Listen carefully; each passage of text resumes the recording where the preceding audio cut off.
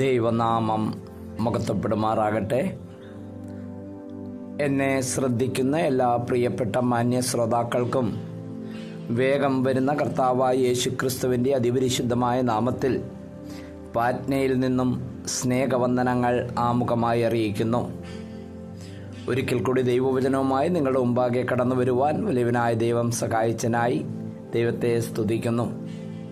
റോമാലേഖനം 8-ാം അധ്യായത്തിൽ നിന്നുമാണല്ലോ നാം ചിന്തിച്ചു കൊണ്ടിരിക്കുന്നത്. 8-ാം അധ്യായം അതിൻ്റെ 11-ഉം 12-ഉം വാക്യങ്ങൾ 12-ഉം 13-ഉം വാക്യങ്ങൾ ആമുഖമായി വായിക്കുവാൻ ആഗ്രഹിക്കുന്നു. ആകയാൽ സഹോദരന്മാരെ, നാം ജഡത്തെ അനുസരിച്ച് ജീവിക്കേണ്ടതിന് ജഡത്തിനല്ല കടക്കാരാകുന്നത്. നിങ്ങൾ ജഡത്തെ അനുസരിച്ച് ജീവിക്കുന്നുവെങ്കിൽ മരിക്കും നിശ്ചയം. ആത്മാവിനാൽ ശരീരത്തിൻ്റെ പ്രവൃത്തികളെ മരിപ്പിക്കുന്നുവെങ്കിലോ നിങ്ങൾ ജീവിക്കും. 9-ാം വാക്യത്തിൽ ദൈവത്തിൻ്റെ പരിശുദ്ധാത്മാവ് നമ്മിൽ വസിക്കുന്നു എന്നുള്ള കാര്യം നാം ചിന്തിക്കുകയുണ്ടായി. ദൈവത്തിൻ്റെ പരിശുദ്ധാത്മാവിനാലാണ് നാം നയിക്കപ്പെടുന്നത്. അതുകൊണ്ട് നാം ജഡസ്വഭാവമുള്ളവരല്ല, ആത്മസ്വഭാവമുള്ളവരത്രേ എന്ന് നാം ചിന്തിക്കുകയുണ്ടായി. ക്രിസ്തുവിൻ്റെ ആത്മാവില്ലാത്തവൻ അവനുള്ളതല്ല എന്ന വചനം വ്യക്തമായി പഠിപ്പിക്കുന്നു. 10-ാം വാക്യത്തിൽ ക്രിസ്തു നിങ്ങളിൽ ഉണ്ടെങ്കിലോ, ദൈവത്തിൻ്റെ പരിശുദ്ധാത്മാവ് നമ്മിൽ വസിക്കുന്നു. അതുമാത്രമല്ല, ക്രിസ്തു നമ്മിൽ വസിക്കുന്നു. ത്രിയേക ദൈവം നമ്മിൽ വസിക്കുന്നു എന്ന് വേദപുസ്തകം വ്യക്തമായിട്ട് പഠിപ്പിക്കുന്നു. അതുകൊണ്ട് നമ്മളിൽ വസിക്കുന്ന ദൈവത്തിൻ്റെ പരിശുദ്ധാത്മാവിനെ കൊണ്ട് നമ്മുടെ മർത്യ ശരീരങ്ങളെ ജീവിപ്പിക്കും. യേശുക്രിസ്തുവിനെ മരണത്തിൽ നിന്ന് ഉയർപ്പിച്ചവൻ നിങ്ങളിൽ വസിക്കുന്ന തൻ്റെ ആത്മാവിനെ കൊണ്ട് നിങ്ങളുടെ മർത്യ ശരീരങ്ങളെയും ഉയർപ്പിക്കും. അതുകൊണ്ട് നാം ജഡത്തിന് വിധേയപ്പെട്ട് ജീവിക്കരുത് എന്ന് ദൈവവചനം ഇവിടെ പറയുന്നു. 12-ാം വാക്യത്തിൽ, ആകയാൽ സഹോദരന്മാരെ, വേദപുസ്തകത്തിലുടനീളം വിശ്വാസികളെ അഭിസംബോധന ചെയ്യുവാൻ സഹോദരന്മാരെ എന്ന ശബ്ദമാണ് കൂടുതലായിട്ട് അപ്പോസ്തലനായ പൗലോസ് ഉപയോഗിച്ചിരിക്കുന്നത്. സഹോദരന്മാരെ എന്ന് പറയുമ്പോൾ അതിനകത്ത് സഹോദരിമാരും പെടുന്നു. നമ്മളുടെ രക്തബന്ധത്തിലുള്ള സഹോദരന്മാരെക്കാൾ വലിയ ബന്ധമാണ് യേശുക്രിസ്തുവിന്റെ രക്തത്താൽ വീണ്ടെടുക്കപ്പെട്ട സഹോദരന്മാരുമായിട്ടുള്ളത്. മാനുഷ്യ രക്തബന്ധം കല്ലറ കൊണ്ട് അവസാനിക്കുമ്പോൾ നിത്യമായി കർത്താവിനോട് കൂടെ ജീവിക്കുന്ന അനുഗ്രഹീതമായൊരു ബന്ധമാണ് യേശുക്രിസ്തുവിന്റെ രക്തത്താൽ വീണ്ടെടുക്കപ്പെട്ട സഹോദരന്മാർക്കുള്ളത്. എന്നിട്ട് പൗലോസ് പറയുന്നു, നാം ജഡത്തെ അനുസരിച്ച് ജീവിക്കേണ്ടതിന് ജഡത്തിനല്ല കടക്കാരനാകുന്നത്. ഈ ജഡത്തിന് കടക്കാരനാകരുത് എന്നാണ് ഇവിടെ പൗലോസ് പറയുന്നത്.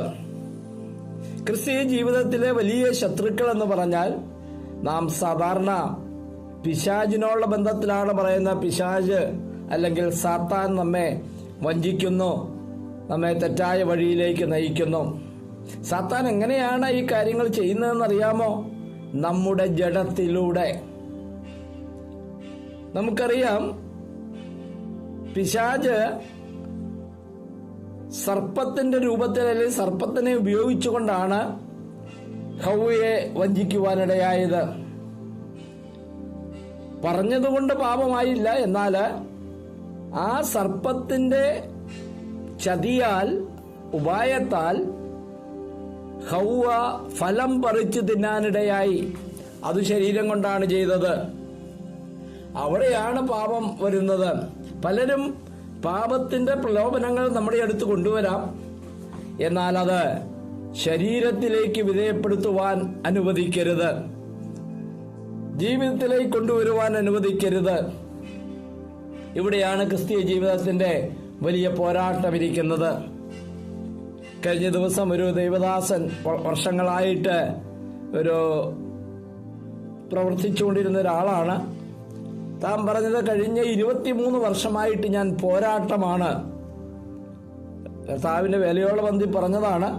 എന്നിട്ട് താൻ പറയുന്നു, സാത്താനോട് പോരാടണം, അവിശ്വാസികളോട് പോരാടണം, പലപ്പോഴും വിശ്വാസികളോട് പോരാടേണ്ടി വരുന്നു. ജഡത്തോട് പോരാടേണ്ടി വരുന്നു. ക്രിസ്തീയ ജീവിതം ഒരു പോരാട്ടമാണ്. അതുകൊണ്ട് ജഡത്തിന് അനുസരിച്ച് അല്ലെങ്കിൽ ജഡത്തെ അനുസരിച്ച് ജീവിക്കരുത്. പ്രിയപ്പെട്ടവരെ, ക്രിസ്തീയ ജീവിതത്തിൽ ഇന്ന് ഒരു വലിയ പോരാട്ടം നമ്മുടെ ജഡവും ആത്മാവും തമ്മിലുള്ളതാണ്.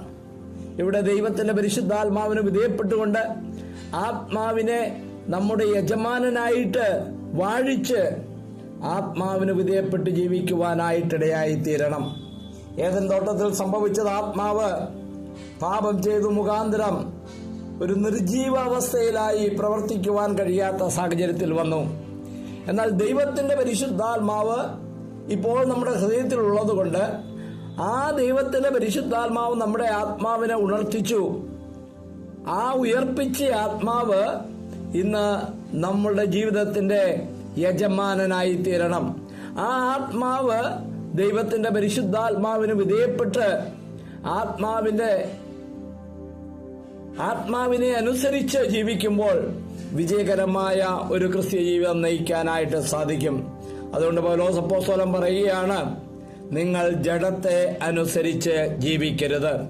ഇന്നെന്നെ ശ്രമിക്കുന്ന പ്രിയപ്പെട്ടവരെ, ആത്മാവിന് വിധേയപ്പെട്ട് ദൈവത്തിന്റെ ഹിതപ്രകാരം ഒരു ജീവിതം നയിക്കുവാൻ, ആത്മീയ ജീവിതം നയിക്കുവാൻ, വിജയകരമായ ക്രിസ്തീയ ജീവിതം നയിക്കുവാൻ കേൾവിക്കാരായ ഓരോരുത്തരെയും വലിയവനായ ദൈവം സഹായിക്കട്ടെ എന്ന് പ്രാർത്ഥിക്കുന്നു. സ്വർഗീയ പിതാവേ, ഇന്നത്തെ ദിവസത്തിനായി സ്തോത്രം. കർത്താവെ, വിജയകരമായ ഒരു ക്രിസ്തീയ ജീവിതം നയിക്കുവാൻ സഹായിക്കണം.